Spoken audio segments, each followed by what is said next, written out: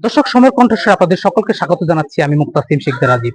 জি, আমার পিছনে যে খালটি, যে আমার পিছনে যে নদীটি বা খাল, এটা কোনো নদী বা খাল নয়। এটি গাজীপুর সিটি কর্পোরেশনের কাশিমপুর থেকে জিতার মোড় হয়ে দিরানীবাজার আঞ্চলিক সড়কের হাতিমারা এলাকার চিত্র এটি। দর্শক, আমি আপনাদের একটা বিষয় জানিয়ে রাখি, গাজীপুর সিটি কর্পোরেশন একটি শিল্প অধ্যুষিত এলাকা। এই গাজীপুর সিটি কর্পোরেশনের বিশেষ করে কাশিমপুর এলাকায় কিন্তু বেশ কয়েক শতাধিক কিন্তু শিল্প কারখানা রয়েছে।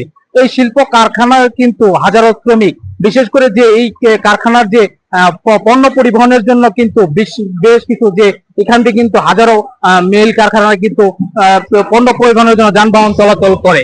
পাশাপাশি এই যে আঞ্চলিক সড়ক, এই আঞ্চলিক সড়কে কিন্তু দেখা যাচ্ছে কিন্তু হাজারো শ্রমিক কিন্তু বিভিন্ন শিল্প কারখানায় তারা কাজ করেন, এবং ঠিক এই রাস্তা দিয়ে কিন্তু এই মহাসড়কে যে ছোট ছোট যানবাহন গুলো রয়েছে, সেই যানবাহন গুলো কিন্তু বিশেষ করে অটোরিকশা, ইজি বাইক এবং থ্রি হুইলার মতো যে ছোট ছোট যানবাহন গুলো রয়েছে, সেই যানবাহন গুলোর কিন্তু দিয়ে কিন্তু এই যে গার্মেন্টস শ্রমিকরা রয়েছেন তারা কিন্তু চলাচল করে থাকেন। আর এখানে কিন্তু হর হামেশাই কিন্তু এই আঞ্চলিক সড়কে কিন্তু দুর্ঘটনার সম্মুখীন হয়। আমরা যদি একটু কথা বলার চেষ্টা করি যে এই যে এখানে একজন গার্মেন্টস শ্রমিক রয়েছে, আমরা একটু তার সাথে কথা বলার চেষ্টা করব।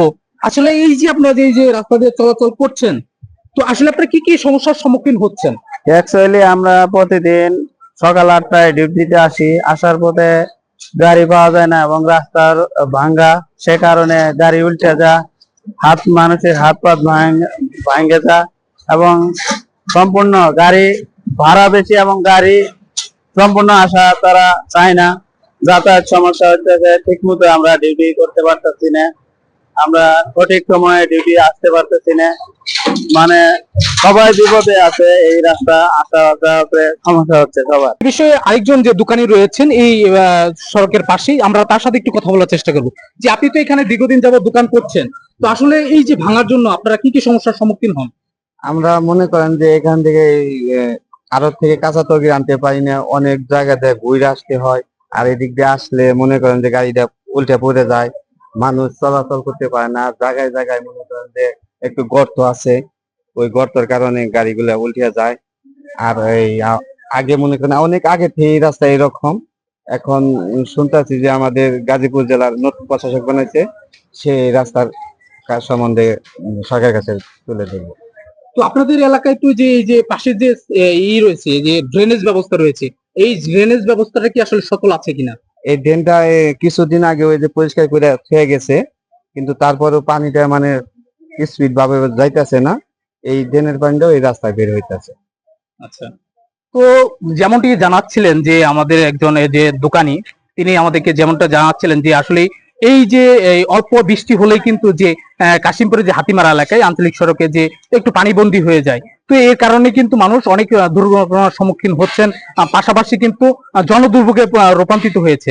তো আমি আপনাদের আরেকটা বিষয় জানিয়ে রাখি যে এই বিষয়ে কিন্তু গাজীপুর সিটি কর্পোরেশন যে প্রশাসক রয়েছেন শওকত হোসেন সরকার, তার সাথে আমরা কথা বলেছি।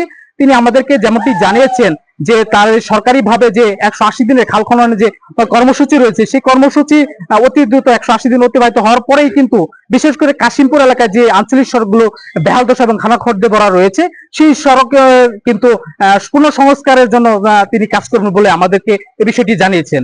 তো এই বিষয়ে আমরা স্থানীয় এলাকাবাসীর সাথে কথা বলেছি, তারা আমাদেরকে যেমনটা জানিয়েছেন যে তারা কথার আশ্বাসে বিশ্বাসী নয়, তারা অতি দ্রুত এই খানাখড়দে ভরা রাস্তাটি কোন সংস্কারের মাধ্যমে চলাচলের উপযোগী করা হোক, এমনটাই দাবি এলাকাবাসীর। মুক্তাসিম শিকদার রাজীব, সময় কণ্ঠস্বর, গাজীপুর, কাশিমপুর।